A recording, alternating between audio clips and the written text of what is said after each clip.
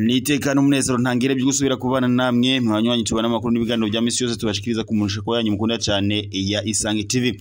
Ndabahaye mwaramutse abandi ndabahaye mwiriwe bivanye naho muherereye. Iri niteka n'umunezero ntangire byo gusubira kubana namwe mwanywanyi tubana makuru n'ibiganiro bya misi yose twama tubashikiriza kuri munshiko yanyu mukunda cyane ya Isange TV. Ndabaye kaze rero mu makuru yo muri iki gitondo namakuru abarundi mu mwananyegejwe namakuru utosanga ku yindi bonesha kure uretse imwe rudende ariyo ya Isange TV. Ndaguhaye kaze rero mu makuru yacu yo muri iki gitondo namakuru ari buze gushimikira ku ngingo nkuru zikurikira. Ingabo z'u Burundi ziri muri Republika Iharanira Intwaro Rusange ya Kongo zizindutse mu mirwano.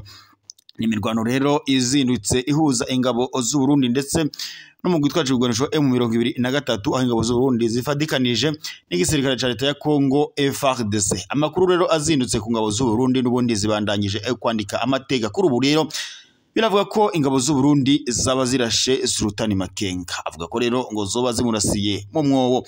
Sivyo byenyine rero kuko no mu yandi makuru duhawe n'ubundi avuga ko nyuma yo kurasa Sultani Makenga kuri ubu ngubu rero ngo yoba akomeretse cyane hafi yo gupfa. Sivyo byenyine rero kuko ngo nuwari urongoye akagwi ka Red Tabara nawe ngo yoba arasiwe muri Republika Iharanira Intwaro Rusange ya Kongo n'abasoda b'u Burundi. Abasoda b'u Burundi rero babandanyije bakora amateka muri Republika Iharanira Intwaro Rusange ya Kongo. Namakuru rero azindutse mu mirwano ni mirwano izindutse muri iki gitondo ihuza ingabo z'u Burundi FDNB ndetse n'utugwi twitwaje ibigwanisho harimo nka M23 ndetse na Red Tabara. Namakuru rero azindutse cyane avugwa ngaha mu Burundi. Inkuru nziza itashe mu Burundi ishitse muri presidence y'u Burundi ndetse no muri etat major nuko ingabo z'u Burundi kuri ubu ngubu mu iki gitondo zoba zirashe Sultani Makenga. Bivugwa ko ngo zoba zimukuye mu mwobo nkuko amakuru duhawe n'amasoko yacu abidushikirije. Mu makuru yacu kandi turaza kuyabandaniriza muri Muramvya. Muri Muramvya amakuru azindutse arahavugwa nuko ngo ikibanza cahoramwe impunzi z'abanyekongo uco gikwiye gupomwa imiti ngo kugira ngo hakingirwe indwara zaturuka kw'isuku rikeya. Ibiro bikaba byashikirijwe n'abanyagihugu begereye aho nyene izo mpunzi izahora aho bidotomba bavuga ko ngo hoba hari umwanda, bityo rero ngo iryo suku rikeya rikaba ryakingirwa kugira ngo ritazohava riteza ingwara abanyagihugu b'abarundi. Turaza kubandanyiriza amakuru n'ubundi muri Republika Iharanira Intwaro Rusange ya Kongo. Atwani Felix Tshisekedi Tshilombo mu butumwa bwe yanditse ku rukuta rwa X ruzwi nka Twitter yashikirije amakuru avuga ko ho bagiye gukorwa ibiganiro kugira ngo umugwi wa M23 na leta ya Kongo ngo bowe basubira mu biganiro hasubiremo amahoro. Nabe turaza kugaruka ko ku makuru uburyo bw'idonido nkuko Atwani Felix Tshisekedi Tshilombo yagize ati ndakeneye ibiganiro bizana amahoro ariko sinipfuza ibiganiro vyotuma haba ukunywana kuzotuma mu myaka iza twisanga havutse izindi intambara. Namakuru rero umukuru w'igihugu ca Republika Iharanira Intwaro Rusange ya Kongo Atwani Felix Tshisekedi Tshilombo ashikirije ku rukuta rwiwe rwa Twitter agabisha ko yoba akeneye ibiganiro. Myandi makuru cyane rero yandi makuru yihuta cyane abuzwe muri Republika Iharanira Intwaro Rusange ya Kongo. Mu gihe ingabo z'u Burundi zazindukiye mu mirwano n'igisirikare ca leta ya Kongo FARDC bafatikanyije nyene guhangana n'umugwi witwaje ibigwanisho wa M23 ndetse na Red Tabara. Amakuru rero avuye muri Republika Iharanira Intwaro Rusange ya Kongo biravuga ko amakuru aravuga ko urongoye kakagwi ka Red Tabara yoba yarashwe na drone ya leta y'igisirikare ca leta y'u Burundi FDNB. Nkuko rero bivuga ko rero iyi mirwano yarimo irabera Minembwe, bikavuga rero ko ari imirwano yariko irabahuza muri iki gitondo. Amakuru gusa ntago aratohozwa neza, turaza kubandanya tubabandanirize tubarire ko amakuru yoba ahagaze ko nimba uyu murongoye akagwi ka Red Tabara yoba yarashwe. Turaza kubigaruka ko mu makuru yacu ku buryo bw'idonido nitwamara gukora amatohoza. Reka rongoro sauke ngaruke ndabahe kaze mu makuru yacu ku buryo bw'idonido n'ubundi tugira duhere ko ariko ravuga muri Republika Iharanira Intwaro Rusange Kongo, igisoda c'u Burundi FDNB muri Republika Iharanira Intwaro Rusange Kongo kibandanye ku rugamba rw'imirwano cerekana ko kimaze gutozwa abidasanzwe. Mw'iki gitondo rero mu mirwano iramutse ihuza igisoda c'u Burundi n'umugwi witwaje urwano ca M23, igisoda c'u Burundi FDNB canditse amateka ntangere kuko bivuga ko coba akirashe umugwi bivuga ko rero igisirikare c'u Burundi muri Republika Iharanira Intwaro Rusange ya Kongo coba kirashe uhagarariye igisoda ca M23 Sultani Makenga. Bivuga ko rero drone y'igisoda c'u Burundi FDNB yoba isanze uyu mugabo nyene Sultani Makenga mu mwobo aho yayihishe. Bivuga ko rero umusoda w'umurundi aciye amurasa isase n'amakuru atutse muri Republika Iharanira Intwaro Rusange ya Kongo aducikirijwe ngaha mu Burundi. Muri leta y'u Burundi n'umunezero ntangere ku gisoda c'u Burundi kibandanya gikora amateka adasanzwe muri Republika Iharanira Intwaro Rusange ya Kongo. Ku rugamba rw'imirwano rero igisoda c'u Burundi kibandanya gitanga isomo rikomeye umugwi witwaje ibigwanisho wa M23. Ni nyuma yuko umugwi witwaje ibigwanisho wa M23 ufashe ibibanza bitandukanye muri Republika Iharanira Intwaro Rusange ya Kongo, harimo nka Bukavu, harimo Uvira ndetse n'ikibuga c'indege ca Goma na Kavumu. Igisirikare c'u Burundi rero cabanje gutinya ku rugamba rw'imirwano, gusa gushika maginga yakimaze kwerekana ko kimaze guhabwa imyitozo idasanzwe.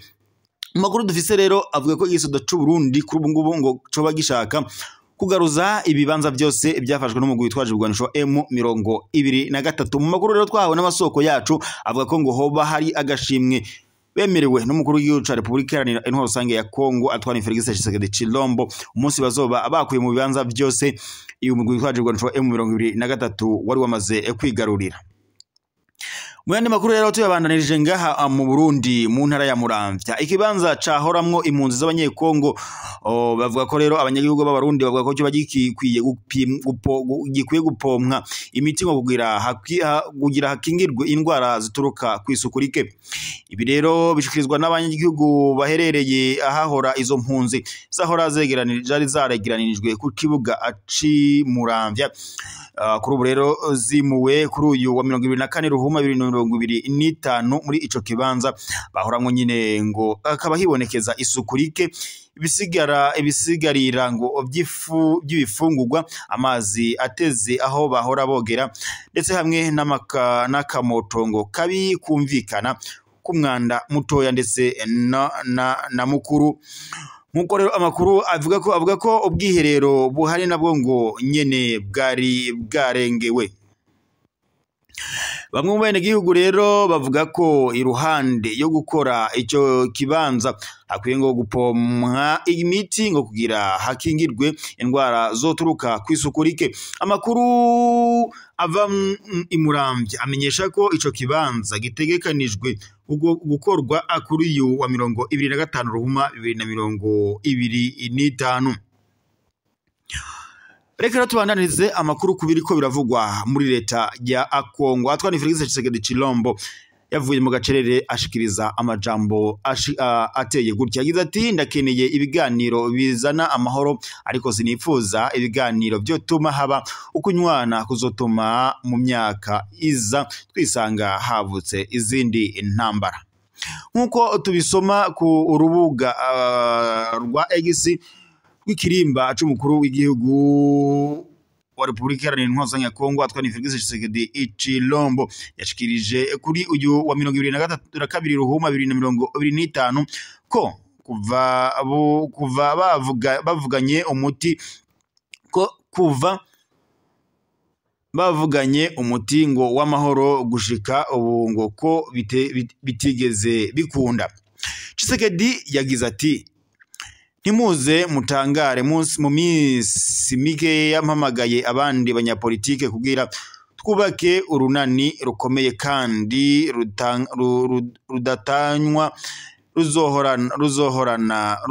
ruzohangana n'umwasi aho yoturuka hose. Ivyo biruko kandi mu gihe abasirikare n'abapolisi barenga 3,000 ba Republika Iharanira Intwaro Rusange ya Kongo biyunze n'umugwi wa barwanyi wa M23 nkuko tubisoma ku rubuga rw'iradio Ijwi rya Amerika vawo. Nayo abapolisi barenga 100 bakaba baheruka kwakirwa nk'impunzi mu gihugu cacu c'Uburundi nkuko abibashikirije mu makuru twabashikirije mu misi yaheze. Tubandanije amakuru n'ubundi kubivuga muri Republika Iharanira Intwaro Rusange ya Kongo, amakuru yihuta cyane avuga ko hari amakuru ariko nyine aravugwa yuko wari urongoye kakagwi ka Red Itabara kari muri Republika Iharanira Intwaro Rusange ya Kongo muri Kivu y'ubumanuko ngo yoba yarashwe na drone y'igisirikare ca leta ya Kongo FARDC bafatikanyije n'ingabo z'u Burundi FDNB. Bikaba bivuga ko rero yoba yarasiwe muri Imunembwe mu mirwano iriko irahabera. Amakuru gusa ntaratohozwa neza ariko aravugwa acane. Turindiriye ico Red Itabara iraza akubivuga koko nimba uyu yararongoye akakagwi yoba yarashwe. Reka rero amashimire mwe babanyi twabanaga amakuru y'ibiganiro twariko turabashikiriza kuri imonesha kuri yanyu mukunda cyane ya Isange TV. Mwici gitondo reka tube dusozereye amakuru yacu ngaha, turaza gusubira ku mugoroba mubandanye mugira ibihe byiza. Amakuru yacu nakagaruka tuza gusubira mu makuru araza kuba agezwe ko tuza kuba twahawe n'amasoko yacu mu masaha akurikiye. Ni Isange rero mwisange nikaze mu makuru twabashikirizaga babanyi twabanaga amakuru y'ibiganiro twariko turabashikiriza kuri imbonesha kuri yanyu mukunda cyane ya Isange TV. Reka amakuru yo muri gitondo tube tasozereye ngaha, turaza gusubira amakuru amasoko yacu araja kuba adushikirije.